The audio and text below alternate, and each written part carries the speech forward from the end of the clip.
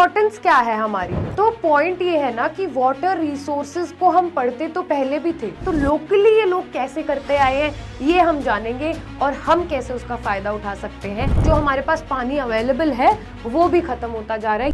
Hello everyone, I hope सब खुश होंगे, मस्त होंगे, स्वस्थ होंगे, सब पढ़ाई कर रहे हैं अच्छे से, राइट।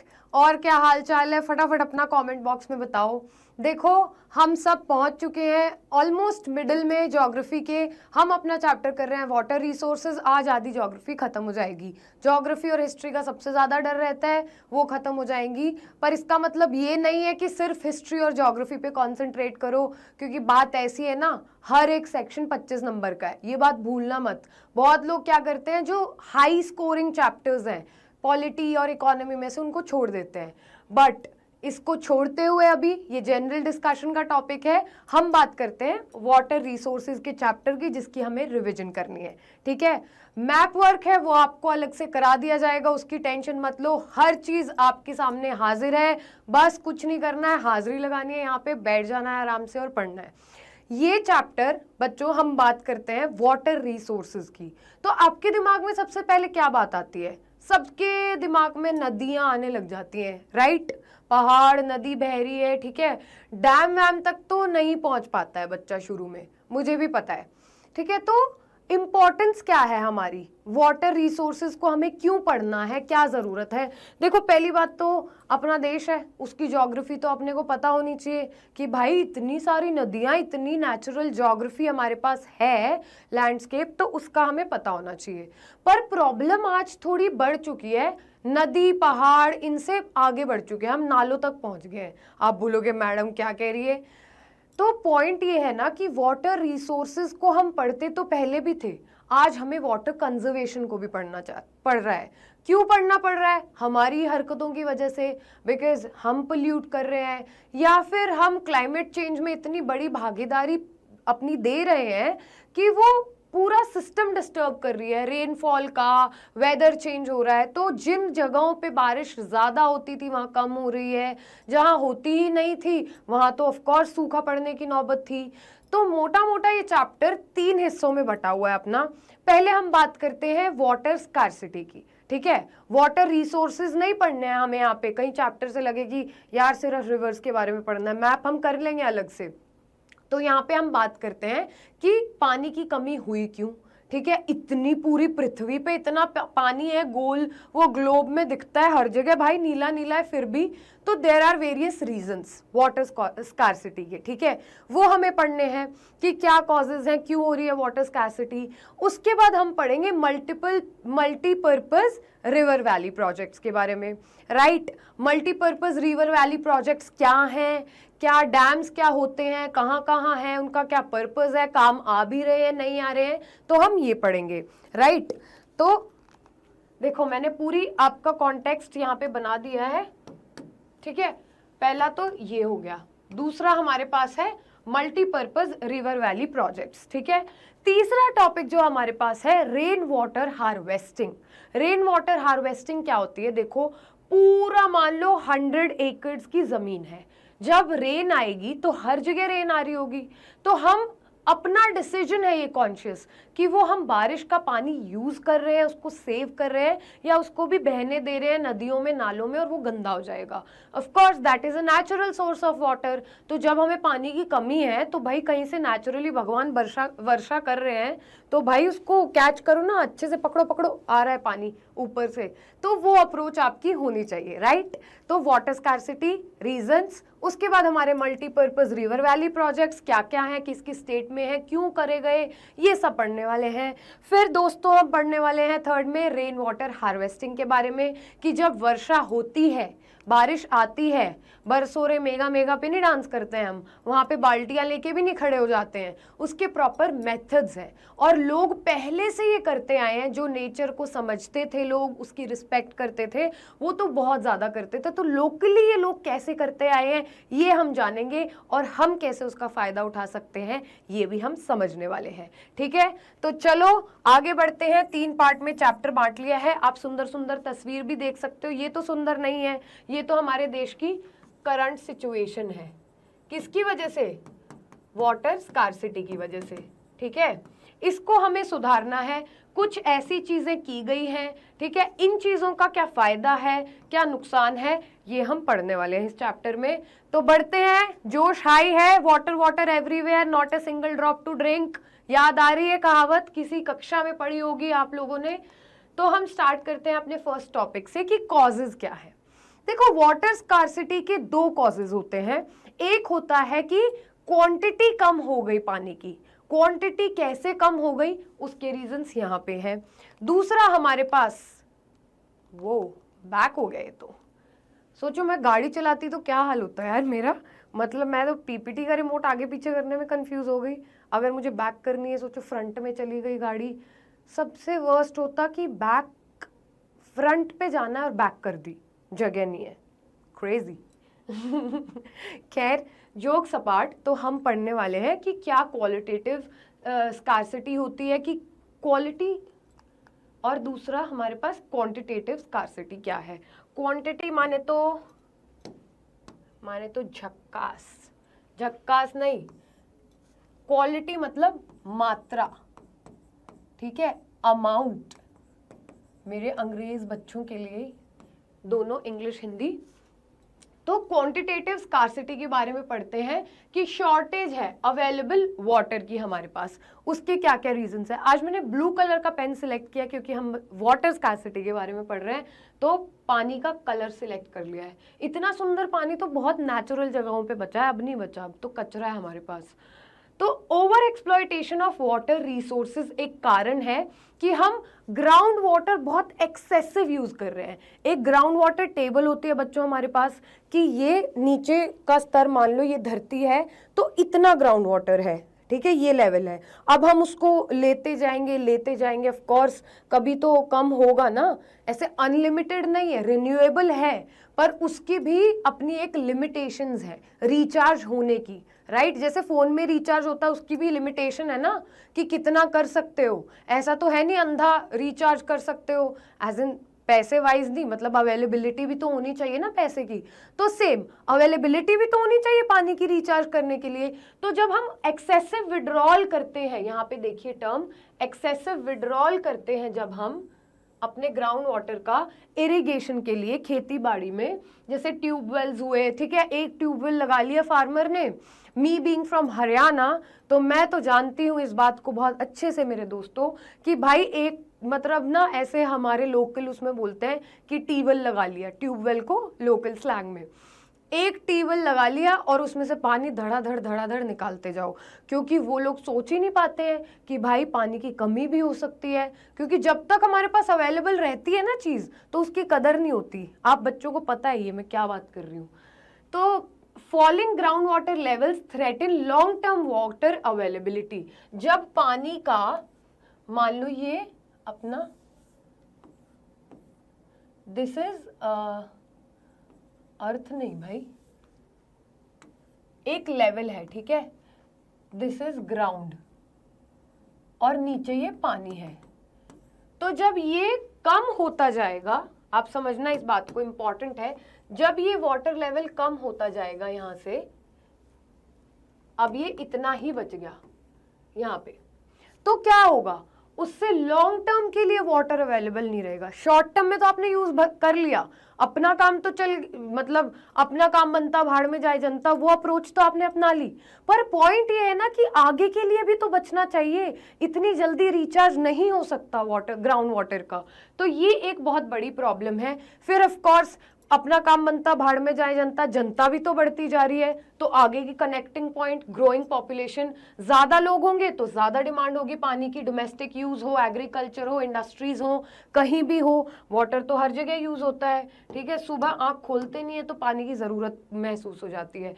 एक्सपैंडिंग एग्रीकल्चर, अब जब ज़्यादा फूड ग्रेन्स चाहिए हमें, या फिर बहुत ज़्यादा ज़मीनें जो हम इरिगेटेड एग्रीकल्चर लैंड के अंदर लेके आएंगे, कि खेती बढ़ रही है आपकी, तो पानी की रिक्वायरमेंट भी ज़्यादा होगी।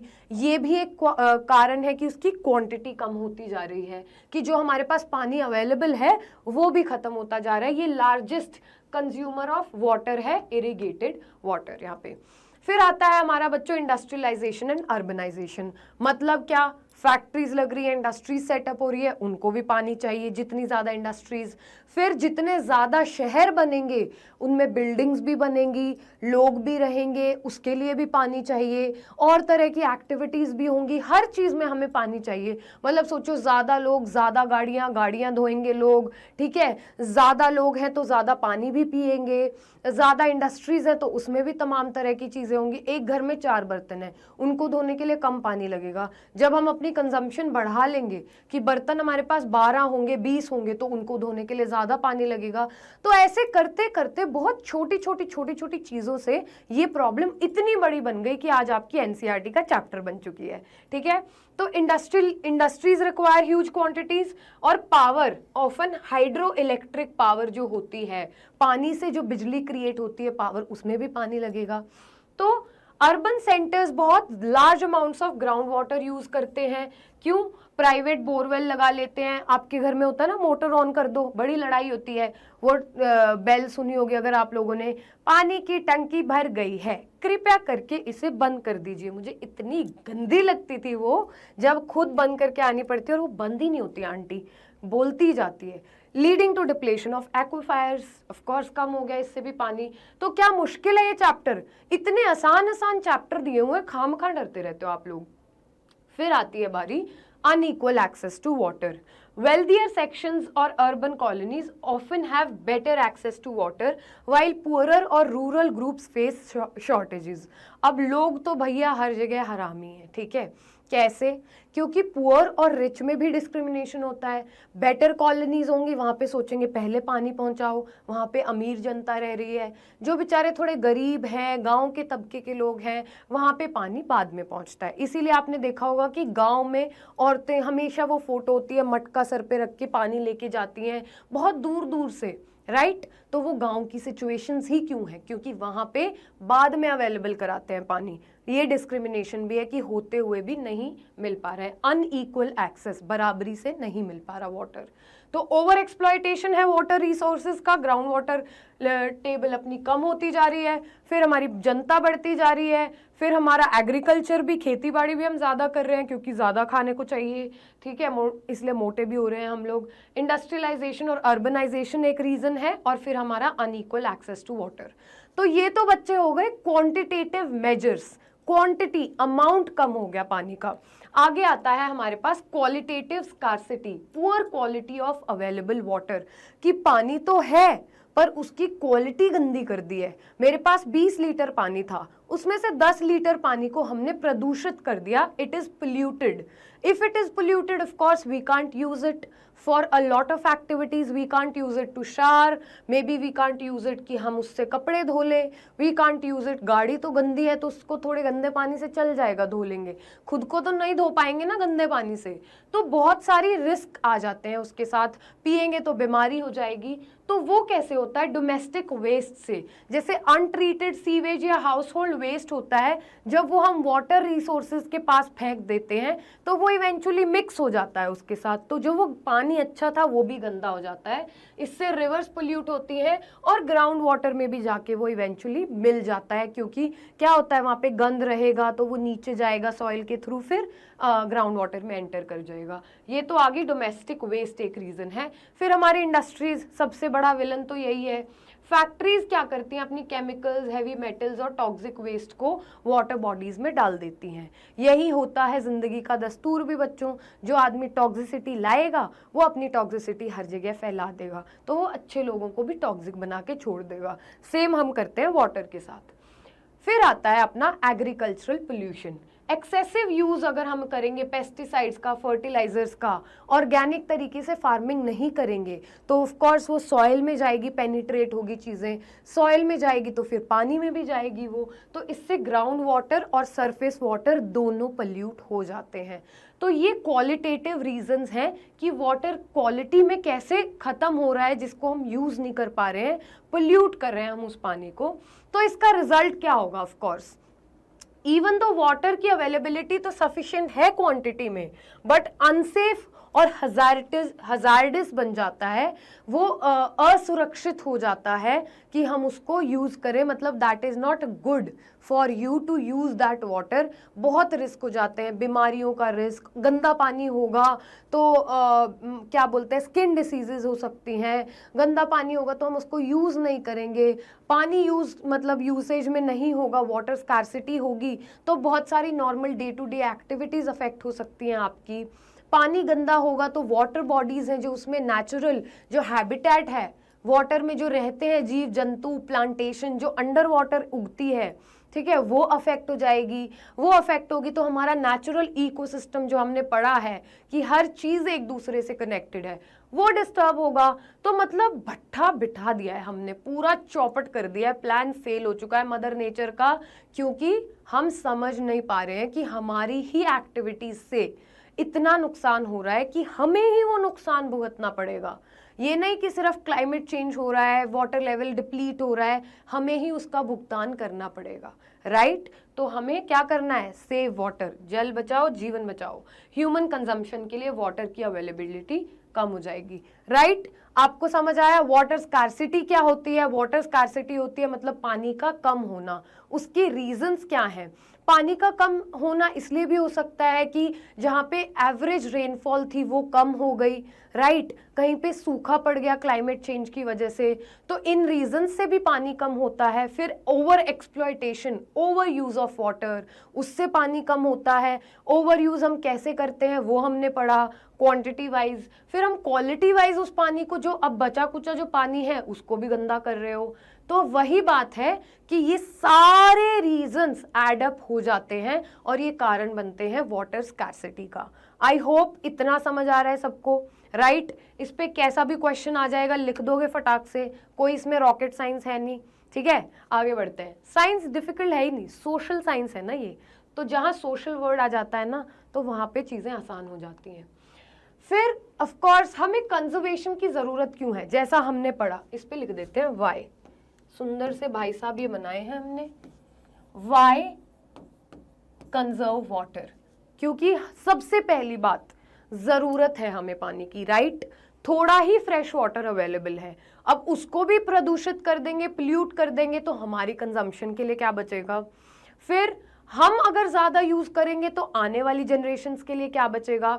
और ज्यादा यूज करेंगे या फिर रेनफॉल गड़बड़ाई, क्लाइमेट चेंज हमने किया, क्योंकि अगर वाटर को पोल्यूट करेंगे, वाटर पोल्यूशन से नेचुरल इकोसिस्टम खराब होगा, ठीक है, तो वो क्या करेगा, जो हमारी पूरी बायोलॉजिकल डाइवर्सिटी है उसको अफेक्ट करेगा, पूरे सिस्टम को उसको अफेक्ट करेगा, तो हमारा क्लाइमेट अफेक्ट होगा, राइट। ये सब जब रीजंस होंगे तो उससे क्या हो जाएगा, अब गंदा पानी है वही इवेपोरेट हो रहा है, उसी से वो आ रही है हमारे पास, बारिश आ रही है, या फिर जो बारिश भी आ रही है उसको पोल्यूट कर दिया कि बारिश का पानी ही हम कंजर्व कर लेते, तो वो बारिश टिप टिप टिप करके जो आ रही है और हमने ये गैस जो छोड़ी हुई है केमिकल्स पूरे इसमें अपने एनवायरनमेंट में, तो वहां से वो भी पोल्यूट हो गया, तो एसिड रेन आ रही है, एसिड रेन आ रही है तो वो हमें उल्टा और इफेक्ट कर रही है। तो इससे क्या होता है, बहुत सारे रीजन से हमें खामियाजा भुगतना पड़ता है।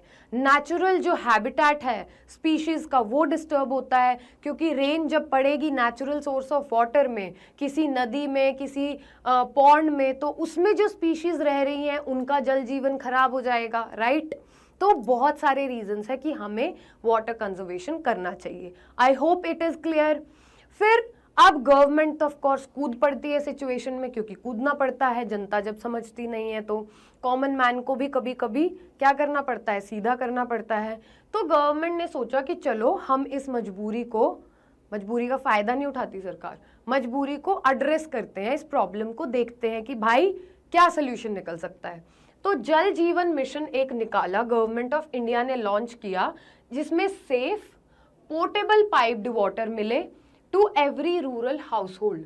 जो औरतें दुखी थी, गांव की बेचारी औरतें, ठीक है, मटका लेके चलती थी इतने इतने किलोमीटर पानी लाने, तो सरकार को लगा ये हमारी जिम्मेवारी है कि हम क्या करें, इक्वल एक्सेस दें वाटर का, राइट। तो उन्होंने बोला कि सेफ हो, एक तो पानी गंदा ना हो ताकि लोग बीमार ना हो। देखो बीमार जब एक गरीब आदमी होता है ना, सरकार को पता है कि वो उसके पास ही गंदा पानी पहुंचेगा, सबसे ज्यादा प्रोबेबिलिटी यही है। तो वो बंदा जब बीमार होगा उस पे 4 लोग वैसे ही डिपेंडेंट हैं उसके हाउस होल्ड के।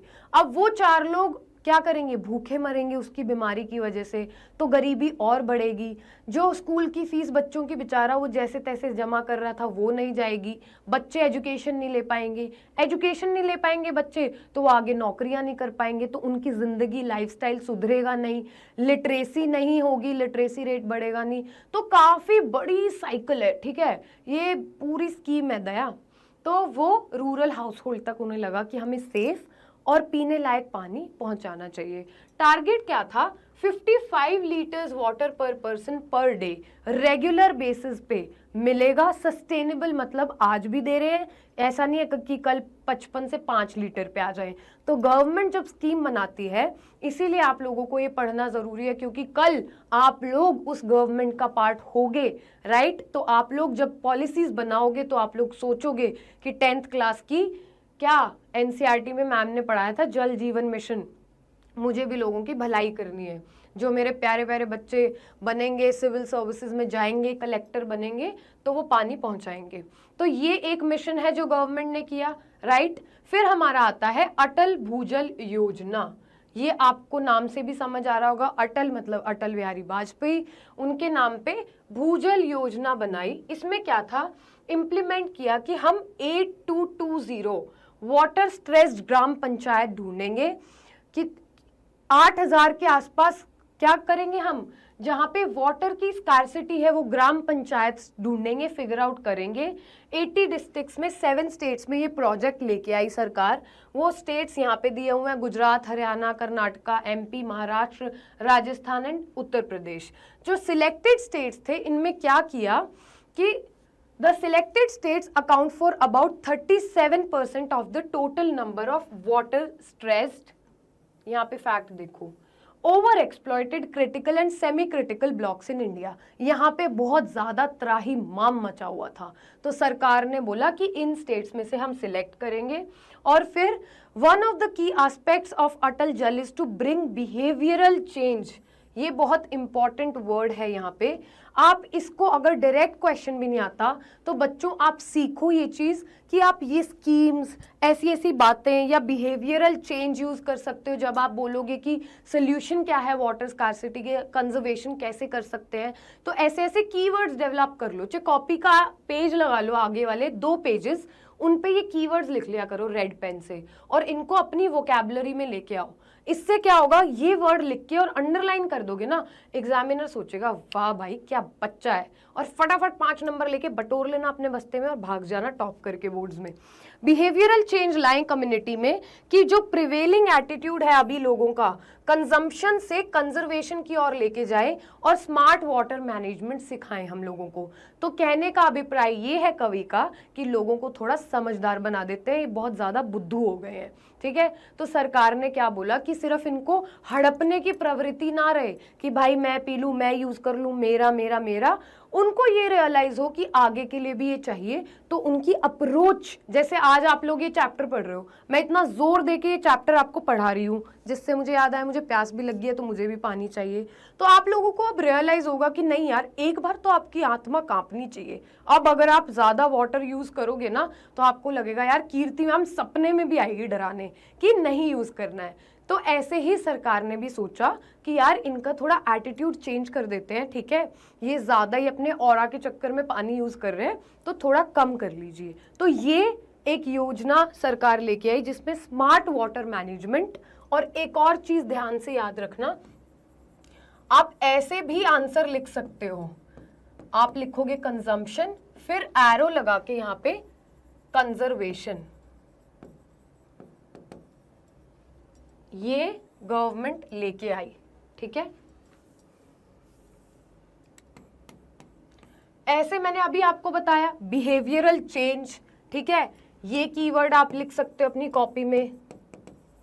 यहां पे आंसर राइटिंग के तरीके सिखा रही हूं मैं, सीख लो आप लोग, फिर मत कहना कहा नहीं था मैम ने। बिहेवियरल चेंज, फिर दूसरा कंजम्पशन टू कंजर्वेशन। तो ये ऐसी ऐसी चीजें यूज करनी है, इसको आप बॉक्स में ऐसे डाल के और अलग से लिख सकते हो अपने आंसर में, राइट? उससे बहुत अच्छा इंप्रेशन पड़ेगा और आप पॉइंट्स बिल्कुल 1000++ हो जाएंगे और नंबर मिल जाएंगे, राइट? तो ये गवर्नमेंट इनिशिएटिव्स हैं जो आपकी एनसीईआरटी में मेंशन्ड हैं, इनको आप यूज कर सकते हो। अब हम बढ़ते हैं अपने नेक्स्ट टॉपिक पे, जो कि क्या है, मल्टीपर्पज रिवर वैली प्रोजेक्ट्स। तो अब हम कर रहे हैं conservation and management of water की बात। ये वाला टॉपिक आपके एनसीईआरटी में आ जाता है। तो स्टार्ट हम करेंगे कि आज से हम कंजर्वेशन नहीं करने लगे हैं, हम कंजर्वेशन पहले से कर रहे हैं। मतलब कैसे? देखो, एंशिएंट हाइड्रोलिक स्ट्रक्चर्स की अगर हम बात करें तो वो पहले से लोग dams, lakes, reservoirs, canals, embankments बनाते थे ताकि जो बूंद बरसो रे मेगा मेगा वाले गाने सुने ना आपने, कि वो कलेक्ट हो जाए एक जगह पे पानी, ठीक है, उसको हम यूटिलाइज कर सकें। क्योंकि पहले तो लोगों की वो नहीं थी कि हम अपनी ग्रीड के लिए रिसोर्सेज यूज कर रहे हैं। सो इट वाज ऑलरेडी एग्जिस्टिंग, पहले से चल रहा था। हमें क्या करना था, उसको उठा के थोड़ा सा बेटर बनाना था। वो तो हम कर नहीं रहे, बट ठीक है, एनी विच वे। तो एक हमारे पास जो आ जाता है इलाहाबाद के पास का बहुत एडवांस सिस्टम, जो फ्लड वाटर को हार्वेस्ट करने के लिए बनाया गया था गंगा मैया से, ठीक है। गंगा जी से वो निकालते थे पानी, वो उसका पानी यूटिलाइज करते थे, जिसका नाम था श्रृंगावेरापुरा। बड़ा भयानक सा नाम है, 1st सेंचुरी बीसी में, ठीक है। तो ये near Allahabad had an advance system to harvest flood water of the Ganga, so that Ganga के वाटर लेवल्स बढ़े ना, फ्लड ना हो, because it's a major river of India. आगे हम देखते हैं, ड्यूरिंग चंद्रगुप्त मौर्यज रूल बहुत सारे डैम्स और लेक्स बनाए, ठीक है, उन्होंने भी। क्योंकि क्या होता था, पूरी प्लानिंग होती थी, एक सिटी या विलेज बसता है, फिर उसमें कहाँ कहाँ कैसे कैसे वाटर स्ट्रक्चर्स होंगे, everything was decided, planned accordingly, और कैसे हमें नेचुरल रिसोर्सेज का इस्तेमाल बढ़िया से करना है। आगे बढ़ते हैं, irrigation works were also found in Kalinga Odisha, Nagarjuna Konda Andhra Pradesh, Bennur Karnataka and Kolhapur in Maharashtra. So it was existing in जगहों पे भी इरिगेशन वर्क्स थे। पुराने जो टाइप की चीजें थी वो एक एग्जाम्पल की तरीके से लगा लो सेट कर देते हैं। जैसे शर्मा जी के बेटे से कंपैरिजन होता है ना, तो यहाँ पे कुछ बहुत बढ़िया चीजें हुई जिसकी वजह से दे स्टिल एग्जिस्ट, आज भी हमारे पास इनका नाम है। फिर भोपाल लेक एक बहुत इंपॉर्टेंट चीज है हमारे पास। भोपाल लेक 11th सेंचुरी में was one of the largest artificial lakes of its time. एक होता है कि नेचुरली लेक बन रहा है, एक हो रहा है कि हम वो जगह खोद के हमने आर्टिफिशियल लेक बनाया to store the water, to level the water, की जहां ज्यादा हो तो वो, अगर देखो कोई हाइट पे होगी जगह, वहां से पानी आ रहा है, एक सिटी में एंटर कर रहा है, लो लाइंग सिटी है, वहां पे अगर हम लेक बना देंगे तो वो सारा पानी लेक में चला जाएगा, शहर की गलियों में नहीं फैलेगा। इतनी सिंपल बेसिक अंदाज से लोग सोच के और इतनी क्रेजी चीजें कर देते थे, and this lake still exist. Bhopal वालों, तुम्हें पता होगा, एमपी वाले लोगों को। फिर हौज खास में दिल्ली एनसीआर पे पहुंच जाओ जी, वहां पे भी जो फोर्ट्स थे उनमें टैंक्स होते थे। हौज खास tank in Delhi 14th century में बना था to supply water to Siri Fort में। पानी कहां से जाएगा, दैट सिस्टम गॉट क्रिएटेड यहाँ पे अपने हौज खास में, ठीक है। तो भाई मेरे को तो अपना ही लगता है दिल्ली में इतने साल रहने के बाद। So all of these things you have to study, एक रेफरेंस आपके लिए होना चाहिए, एग्जाम में क्वेश्चन आता रहता है यहाँ से भी। फिर हम पढ़ते हैं डैम्स एंड देयर इंपॉर्टेंस। इसकी बात करेंगे कि डैम है क्या। देखो आप यहाँ पे देख रहे हो, यहाँ से नदी बह रही है, हमने यहाँ पे एक बैरियर क्रिएट कर दिया, ये एक वॉल बना दी यहाँ पे पानी का फ्लो रोकने के लिए, राइट। पानी आ रहा है, उसका फ्लो रोक दिया यहाँ पे, और फिर पानी अपने प्रेशर, जिस प्रेशर पे हम चाहेंगे उस प्रेशर पे वो पानी वहां से गिर रहा है। तो ये एक हाइट पे है ये जगह, यू कैन सी ये पूरी एक वॉल है, ठीक है, ये गेट्स है यहाँ पे। तो ये एक हाइट पे वॉल क्रिएट करके गेट्स लगा दिए, यहाँ से हम प्रेशर पानी का खुद रिलीज करेंगे, जहाँ से पानी आगे सिटी किसी विलेज में एंटर हो रहा है, किसमें, जो लिविंग एरिया है, पॉपुलेशन वहाँ पे जो है, वहां पे पानी एंटर हो रहा है। तो इसको हमें कंट्रोल करना है। अब डैम इतनी ही बेसिक चीज है, बोलते हैं ना जब फ्लड आता है तो गेट खोल दिए डैम के, ताकि क्या हो, फ्लड आ गया उससे, या फ्लड कंट्रोल हो जाए, वो सब चीजें हम यहाँ पे करते हैं।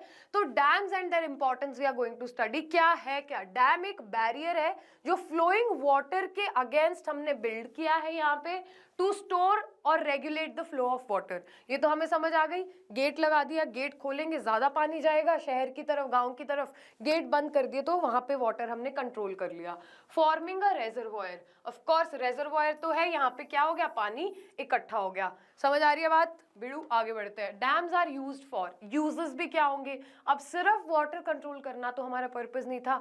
इनफैक्ट डैम्स इतने इंपॉर्टेंट है बच्चों इंडिया के लिए कि हमारे पास जो हमारे चाचा नेहरू थे, ही वाज, मैंने हमेशा आप लोगों को बताया है कि वो क्या करते हैं, he was always pro development. ठीक है भाई, बड़ी बड़ी अच्छी इंडस्ट्रीज लगाएंगे, वेस्टर्न कंट्रीज को वो देखते थे, बोलते थे नहीं भाई हमें बैकवर्ड नहीं रहना है, हम भी बराबर उनकी कंधे से कंधा मिला के चलेंगे। तो ही यूज्ड टू कॉल डैम्स को, क्या बोलते थे वो, temples of modern India.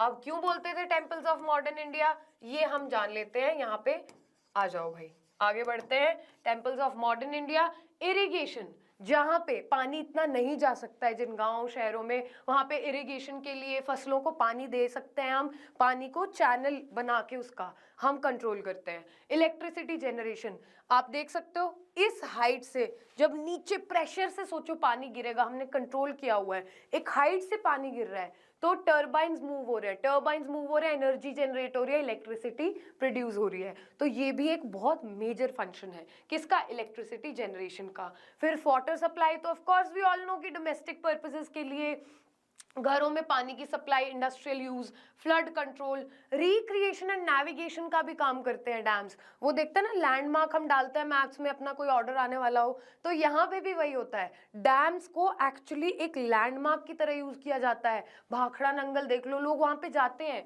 Recreation मतलब घूमना आसपास, वहां पे इतना सुंदर व्यू होगा, ऑफकोर्स रिवर है, पेड़ पौधे हैं, पानी गिर रहा है, नई कुछ चीज दिख रही है, तो पीपल गेट एक्साइटेड, वहां पे भी ट्रिप मार के आते हैं लोग।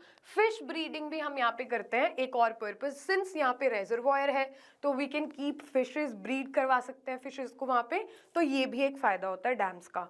Dams today are called multipurpose projects, जो आपका चैप्टर में ओरिजिनली नाम ही दिया हुआ है। मल्टीपर्पज प्रोजेक्ट्स क्यों बोलते हैं, बिकॉज बहुत सारे फंक्शंस हैं, न सिर्फ वहां पे हम पानी को कंट्रोल कर रहे हैं भाई, हम तो वहां से खेती भी कर रहे हैं, घरों में भी पानी पहुंचा रहे हैं, ठीक है, फिर क्या रिक्रिएशन भी हो गई, थोड़ा घूम फिर भी लिए, जुम्मा झटकी भी हो गई वो वाली, and other than that we produce बहुत क्रेजी अमाउंट ऑफ इलेक्ट्रिसिटी, ऐसे बिजली गिरा देते हैं, सीधा पानी से करंट नहीं छूट रहा है, you know the process now, ठीक है, समझदार हो गए हो अब तुम पढ़ पढ़ के। दे सर्व मेनी फंक्शंस, एग्जाम्पल है हमारे पास भाखड़ा नंगल, हीराकुंड प्रोजेक्ट्स, तो दीज आर दी एग्जाम्पल्स। तो डैम आपको समझ आया, डैम क्या होता है, उसके पर्पसेस क्या है, और उसी की वजह से हम इसको मल्टीपर्पज प्रोजेक्ट भी बोलते हैं। चलो आगे बढ़ते हैं जनता। नेक्स्ट टॉपिक हमारे पास आता है, प्रॉब्लम्स भी हैं। अब देखो जहां भी पॉजिटिव होगा वहां पे नेगेटिव भी होगा, बट सरकार एक प्रोजेक्ट को यस तब करती है जब हमारे पास पॉजिटिव बातें ज्यादा हो उसकी, ठीक है। तो डैमिंग रिवर्स का क्या अफेक्ट करता है, एक तो ये नेचुरल जो नदी का बहाव है वो हमने रोक दिया, एक जगह गेट लगा के, नेचुरल फ्लो तोड़ रहा है। फिर रिड्यूस कर रहा है सेडिमेंट फ्लो वहां पे। देखो अब जब नदी एक आएगी, बेसिक सी बात है, आराम से समझेंगे, इस पे मत जाना कॉन्टेक्स्ट पे। आपको भी पता है नदी जब कहाँ से, जहाँ से रिवर फ्लो हो रही है, वो सैंड लेके आ रही है, उसमें मिनरल्स होंगे, ठीक है, वेरियस पत्थर लेके आ रही होगी, बहुत सारे सेडिमेंट्स होंगे, जो पहाड़ से नदी गिरी है, चल रही है अपने नेचुरल रास्ते पे, तो साथ साथ वो पानी के बहाव के साथ आ रहे हैं, तो सेडिमेंट फ्लो रिड्यूस हो गया वहां पे, ठीक है। एक्वाटिक लाइफ हार्म करेगी ये, क्या वहां पे जो नेचुरल नदी में जो जीव जंतु चल रहे हैं, पैदा हो रहे हैं, ठीक है, एक बैरियर आ गया, पानी बहुत सारा वहां पे इकट्ठा हो गया, तो वो रनिंग वाटर में नहीं जी पा रहे हैं, राइट। वहां पे क्या होगा, एक टाइम बाद सेडिमेंट्स जो आते हैं वो रुक जाएंगे, गेट्स जब होंगे तो वहां पे बहुत सारे सेडिमेंट्स इकट्ठे हो जाएंगे, तो जगह हमने जो रेजर्वॉयर की तरह बनाई थी पानी स्टोर करने के लिए, वहां पे तो भाई बहुत सारी मिट्टी पत्थर भर गए, तो थोड़ा स्पेस रह गया पानी के लिए हमारे पास। तो ये भी एक नेगेटिव पॉइंट है डैम्स का। Reservoir submerge vegetation which decomposes and affects soil quality. अब क्या होता है, जहाँ पे वो रेजर्वॉयर बना है वहां पे जो वेजिटेशन थी वो पानी में अंदर वो धस गई है, उसमें क्या होगा, फिर डीकम्पोजिशन होगी, स्टैग्नेंट पानी है वहां पे तो जी, उसके बाद सॉइल की क्वालिटी अफेक्ट होगी, वहां पे वेरियस प्रोसेसेस होंगे नेचुरल डीकम्पोजिशन के, उससे सॉइल की क्वालिटी खराब हो गई। फिर फ्लड्स भी ट्रिगर कर सकते हैं, क्योंकि जो सेडिमेंटेशन वाली बात जो मैंने आप लोगों को बताई कि वो स्टोरेज कैपेसिटी कम कर देती है डैम की, उससे क्या होगा, पानी स्टोर नहीं हो पा रहा जितना हमने एक्सपेक्ट किया था, जिस हिसाब से प्लानिंग की थी, तो ये फ्लड्स भी ट्रिगर कर देती है कभी कभी ये चीज। फ्लड रोकने की बजाय फ्लड ही ला दिया डैम ने, लो कर लो बात। Floods cause loss of life, property and soil erosion. Reduction in silt deposition makes flood plains less fertile.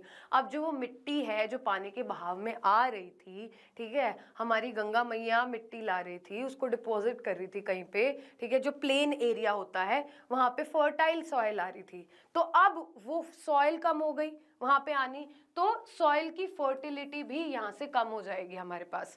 Large projects may cause earthquakes, waterborne diseases, pest, pollution. एक जगह सोचो इतना पानी है, ठीक है, वो स्टोर्ड है, वहां पे पोल्यूशन भी होगा, ऑफ कोर्स वो गंदा भी होगा, ठीक है, वो महकेगा भी, बीमारियां भी पैदा करेगा और तमाम तरह की चीजें वहां पे होंगी। Increased irrigation leads to water intensive crops causing soil salinisation. अब क्या होता है, जब इरिगेशन बढ़ेगी तो वाटर इंटेंसिव क्रॉप्स जो होंगी, क्या होगा, ये हम ज़्यादा लगाएंगे, इस्तेमाल करेंगे।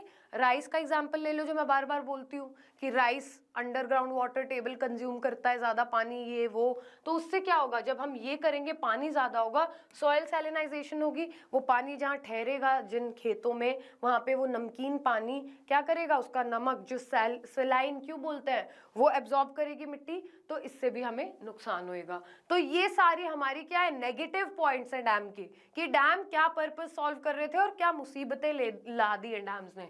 बट ओवरऑल अगर देखें अभी भी पॉजिटिव साइड विंस, इसीलिए आज भी हम डैम्स की कंस्ट्रक्शन करते हैं, राइट।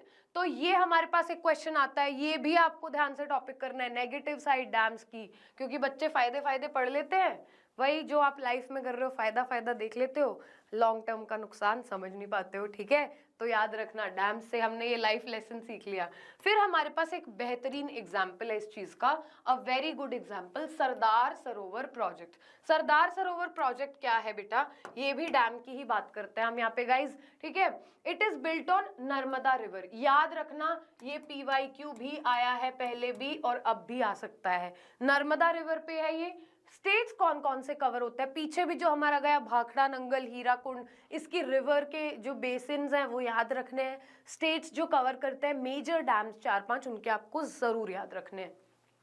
फिर हमारे पास स्टेट्स जो कवर करते हैं, यहाँ पे गुजरात, मध्य प्रदेश, महाराष्ट्र और Rajasthan.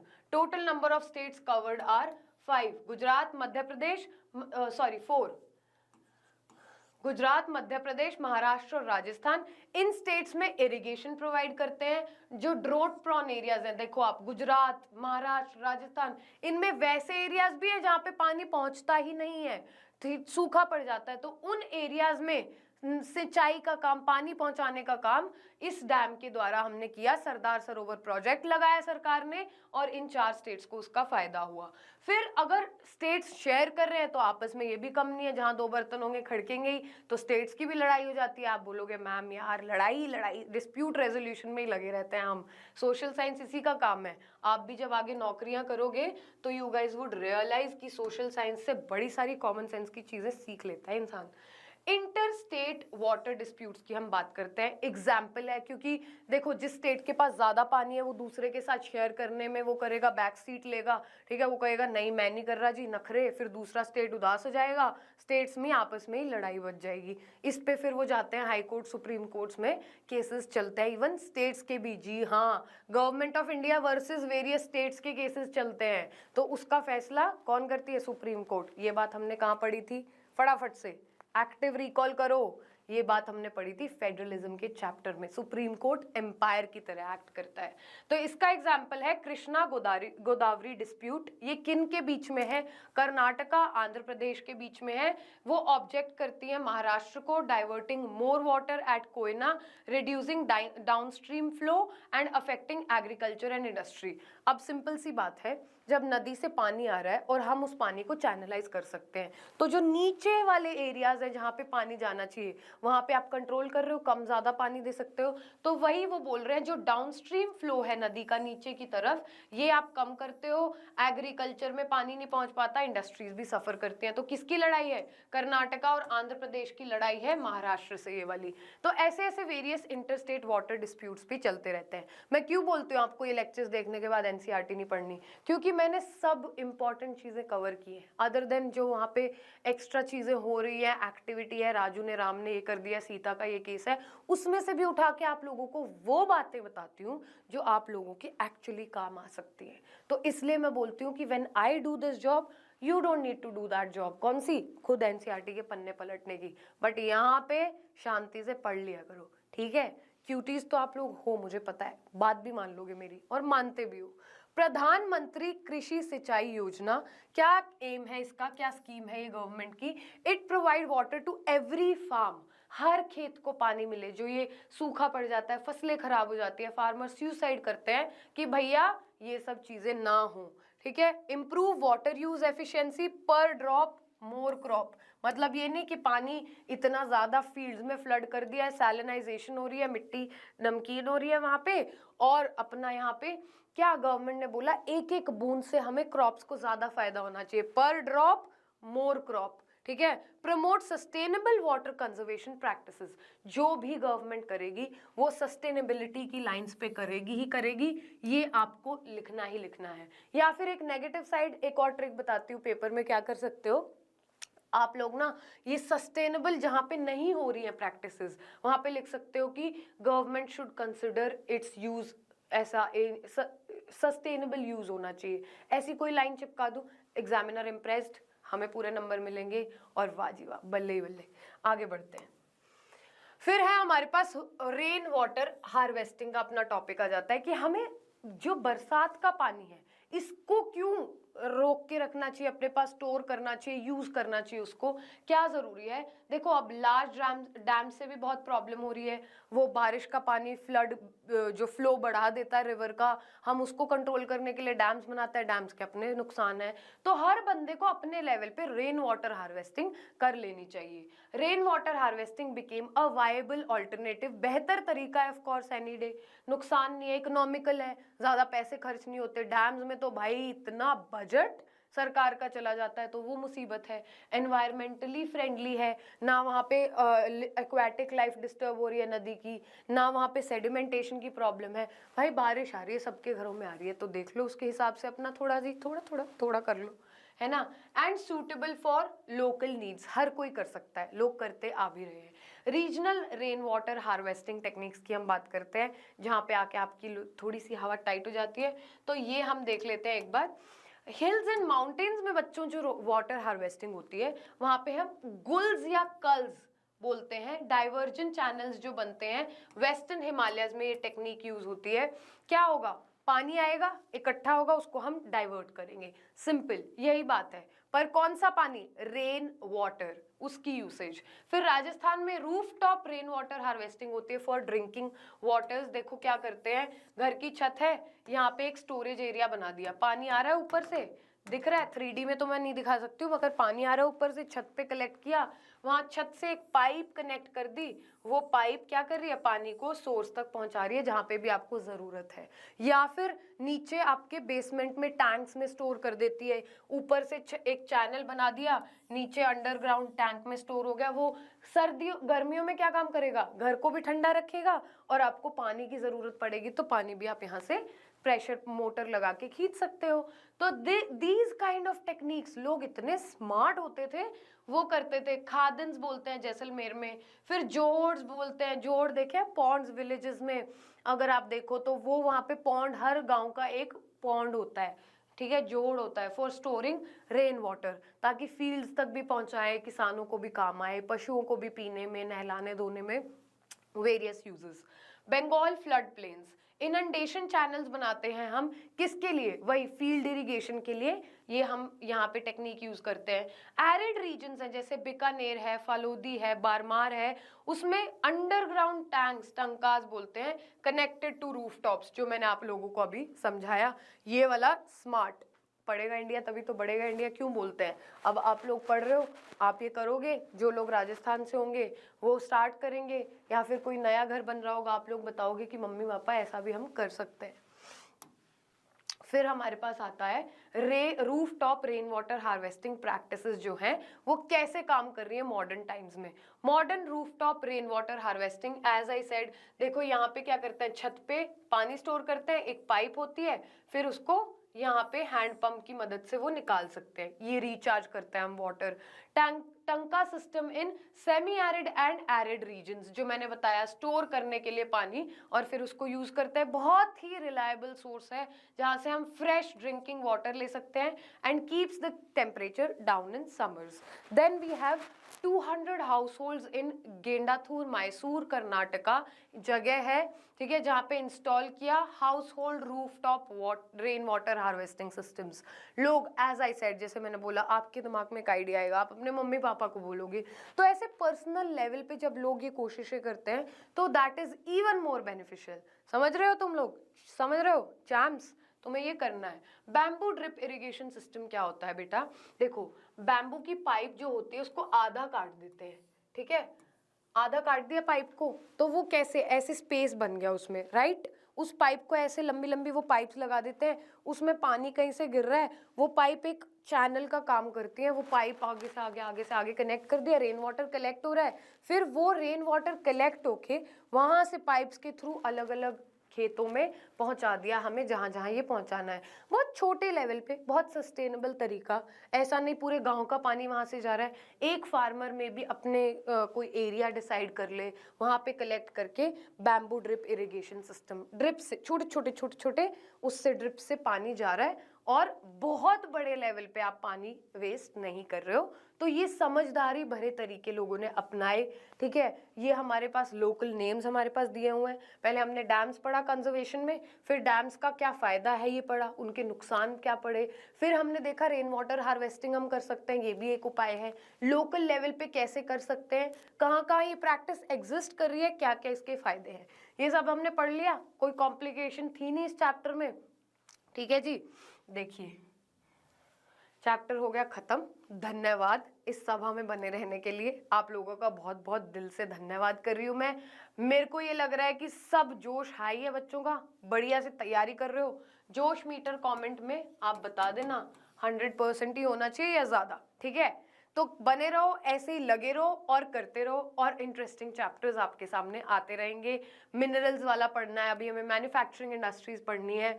And if you have any doubt, any issue, you can always join my Telegram channel, ठीक है, कीर्ति मैम के नाम से टेलीग्राम चैनल है, उसका लिंक भी डिस्क्रिप्शन बॉक्स में आपको मिल जाएगा। And you can follow me at Instagram, मेरा ये इंस्टाग्राम हैंडल है, ठीक है। यहाँ पे भी हम इंटरेस्टिंग कंटेंट मैं आप लोगों के लिए डालती रहती हूँ, तो you guys can take a screenshot, get connected, बातचीत करते रहेंगे, क्योंकि एज आई ऑलवेज से दिल का रिश्ता है आप लोगों के लिए। So this is your social science educator Kirti Berwal signing off. Thank you guys, thanks for watching.